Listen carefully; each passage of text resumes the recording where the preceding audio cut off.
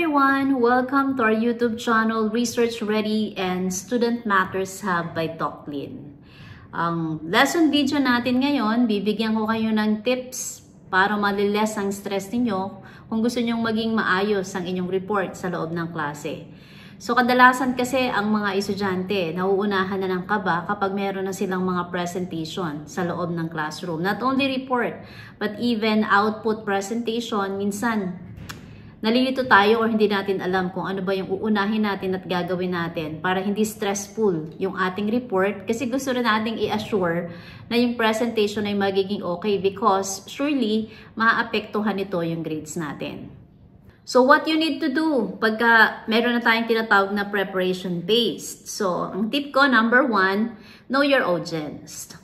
Kung ito man ay reporting, know your classmates or how do they engage inside the classroom so that you have to be prepared. You have also to be prepared to your professor who will take in charge inside the classroom. May mga professor kasi talaga na gusto nila mas ina-expound yung explanation. At meron ding mga professor na nagtatanong to clarify something dun sa mga ipine-present ng estudyante. So magkaroon ka ng preparation regarding that. And what I advise is you read the assigned topics to you.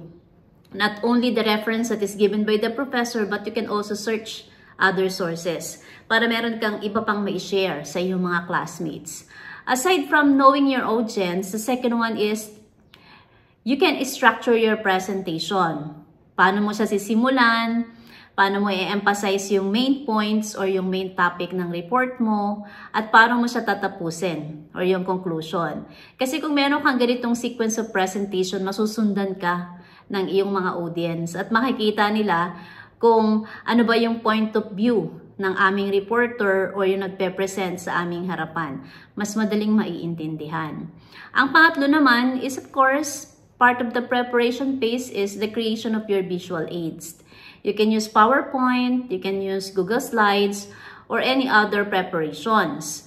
Pero ang tip ko sa inyo, or advice ko, huwag niyong pupunuin ng too much text ang inyong visual aids. You create an outline of your report. Only include the most important points that must be emphasized and that must be seen by your audience. Kasi yung kalakip na explanation noon, dapat manggagaling yun sa inyo bilang isang reporter. That's an indication that you have really prepared for the presentation. Yung mga information na isi-share mo sa kanila, whether galing ito sa reference na ibinigay ng professor mo or galing pa sa ibang materials na nabasa mo, napakagandang example ito na ikaw ay prepared bilang isang reporter or presenter sa loob ng klase. In that case, mai-impress mo ang iyong professor. And that is pretty sure. And then, number 4 is you have to practice. You may practice at home, you may practice in front of the mirror, you may also record your presentation if you want para mas maging familiar ka dun sa sasabihin mo sa audience mo pag nasa harap ka na nila. No, alam mo yung magiging flow, alam mo na rin yung mga possible questions na pwedeng tanungin sa'yo, ano yung mga possible scenarios na pwedeng mangyari habang ikaw ay nagre-report at pagkatapos mo mag-report at kung merong magtatanong sa'yo tungkol doon sa iyong presentation. Ano naman ang gagawin during the presentation? Ito yung pinaka-importanting stage na ng presentation mo kasi nakapag-prepare ka na. So, ibig sabihin, you know now what to do during the presentation. Tsaka this is the time na talagang yung grades ng professor mo ay magbabase sa performance mo bilang isang reporter or isang presenter. Number 1, engage your audience. Meron ako mga nakikitang styles ng mga estudyante kung paano nila na-engage ang audience. One is, they create games or mini games inside the classroom. So, in-encourage nila yung mga kaklase nila na mag-participate. This is a sort of motivation. So, lalo na kapag nasa college ka, medyo yung motivation pagdating sa estudyante, medyo kakaiba na. Yung simplicity of motivation when you are in senior high school, minsan hindi na siya nag-a-apply kapag nasa kolehiyo ka na. You have to engage your audience. You can also start with an anecdote, a story, or any quotations that you might hook their attention. Ang pangalawa naman is you have to speak clearly and confidently. Kapag tumayo ka na sa harap ng mga kaklase mo at sa professor mo, show them that you are prepared. Kasi lahat naman kayo merong mga tinatawag na preparations. You have to speak clearly so that everybody can understand you. Plus, you have to maintain an eye contact. So, yung boses natin, yung gestures natin, pero dapat nandun pa rin yung tinatawag nating natural delivery ng presentation natin. Okay? Number 3, you have to use your visual aids effectively. So, sabi ko kanina, dun sa preparation phase, gagawa tayo ng visual aids pero wag natin siyang pupunuin ng maraming text. No, yung outline lang yung nakalagay doon. Kasi ang kailangan sa atin bilang isang reporter ay explain natin kung ano yung laman ng ating visual aids. Tip, do not read the contents of your visual aids. So as a reporter or as a presenter, it's your responsibility to explain what is stated in the visual aids. So never read what is written in your visual aids.